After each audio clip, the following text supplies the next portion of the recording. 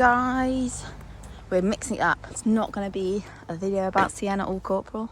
Shock horror, that's all it's been recently.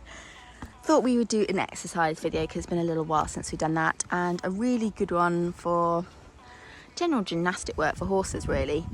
And you'll see I've built a bit of a square. Got 3 canter poles over there. If I move the spread over there, 2 canter poles at the top, and then a little bounce here. Just really good gymnastic work, good for horses that like to rush, good for horses that need to work on keeping a good balanced even rhythm in between fences, good for riders for thinking ahead, because obviously this all comes up pretty quick in here. Obviously if you've got a bigger arena it's better, but you can still do it on a big arena. You could even then add things across the diagonal, which in an ideal world would be great, but in here I don't have the space. So good for young horses, good for old horses. Obviously you just have to alter it to suit your horse. So we are, well, I say this, I'm hoping that Lauren is going to say yes to me videoing her, and for once I can actually hold the camera and show you guys, because obviously normally I just shove my phone on the fence and the quality is never that great. But this is just a really nice all-round exercise to do for anyone really, anyone who wants to work on their horse. You know, also quite a good exercise for sharpening them up a bit, going straight from the bounces, then making sure you keep a good canter to the canter poles and then straight round to the spread. It's just really, the horses have to think quite quickly for themselves, but all in all just a really nice exercise. So waiting for Lolly to turn up, then I'm going to spring it on her that I'd really like her to to do the exercise and for me to film it, and then we'll show you guys how we start it off, because I quite like to start off first with doing a bit of trot through it. There's always loads of exercises you can do within this one big exercise, because as I always say, if you're schooling and you haven't got like a pole picker up or someone to help you, it's nice to have exercises, you know, a whole set of exercises that means you don't have to get off.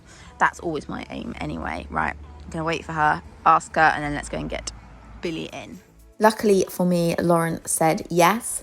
I did have a sudden flashback that I might have videoed a similar exercise before, but I've had a look through my videos and I can't see anything, so apologies in advance if you've seen something similar before. We'll get cracking anyway. We obviously always start in walk. I'm not going to show the whole warm-up because that's a bit boring, but it's good as always to be walking over the poles. It's very beneficial for the horses, but let's get on and show you the trot because that's more entertaining.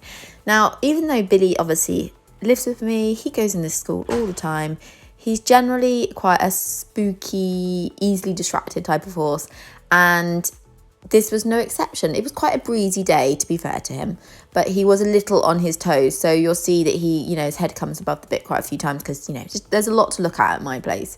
But it was a really good exercise for him. And actually, the further he got into the exercise, the better and better he got. So we found it super good for him. But first of all, we're working in the trot. Now you've got the choice. You can go around the whole of the exercise, riding the square, or you can do circles around each bit. So for example, Lolly's just done a circle on the poles. You can change the rein, do like little loops. You can do transitions as Lolly's doing now in between the jumps. So just a great way to warm up is to mix it up, keep changing it, keep the horse on their toes, that kind of thing.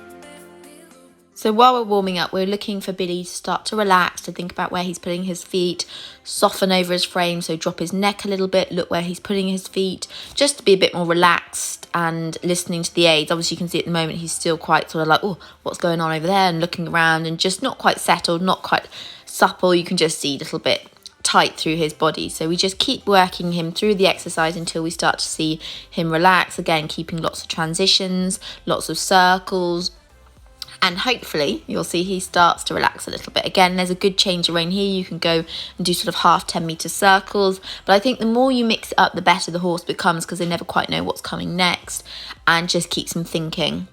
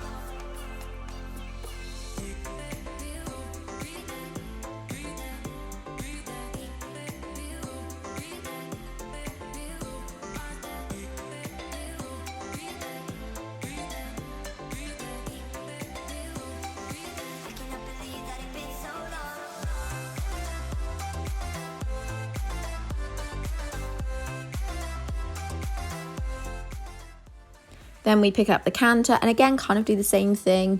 Lots of circles, lots of changing rein, lots of transitions. You can see Billy's still rather excited, and just keep working until you start to feel them soften, start to feel them become more supple around your inside leg, and mainly listening. And the thing with this exercise in canter is it is quite a difficult exercise in that you have to have quite a lot of control over the horse. The horse has to be really listening because everything comes up so quick on the square. And for someone like Billy, who generally does get very distracted quite easily and can be quite strong at times, it was quite a lot to get him to actually sit and wait and stay in quite a collected canter.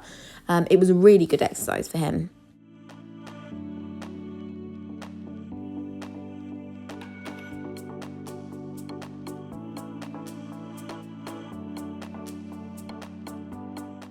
As I said at the beginning, depending on your horse's ability, you may want to stick with just little bounces or little jumps, or if you've got a horse that's higher up the levels, you might want to have some slightly bigger fences. So again, up to you, on depending on you and your horse's ability to what sized fences or kind of what style of fences you want. You know, it could just all be little bounces, it may just be all pole work, totally depends on you. But yeah, control was the key with this exercise, and the horse waiting and listening. And as you see, Billy got better. I mean, he was still keen, but towards the end, he actually started to wait for Lolly and listen to her rather than just rushing through everything.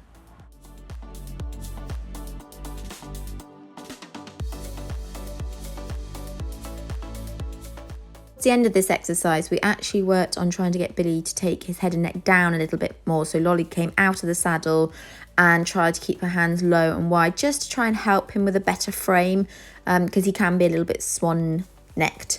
That's just his conformation, but he needs to lengthen over his back and make a better shape. So that's what we're working on here.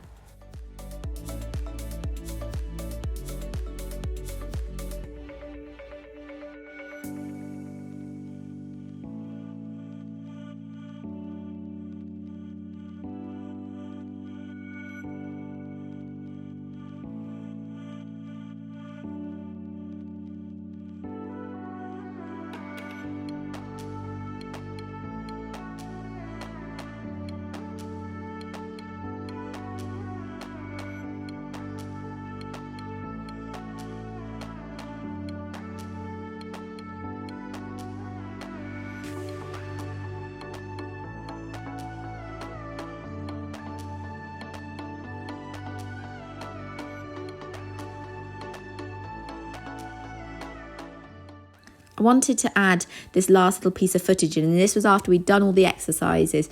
When Lolly brought him back to trot, you can just see his trot was so much better than compared it to the beginning of the session. He's so much more relaxed. He's coming through from behind nicely, relaxed over his back. He's softer. He's staying rounder. Just a lovely outline and just a really nice way of going. So this exercise has done a brilliant job.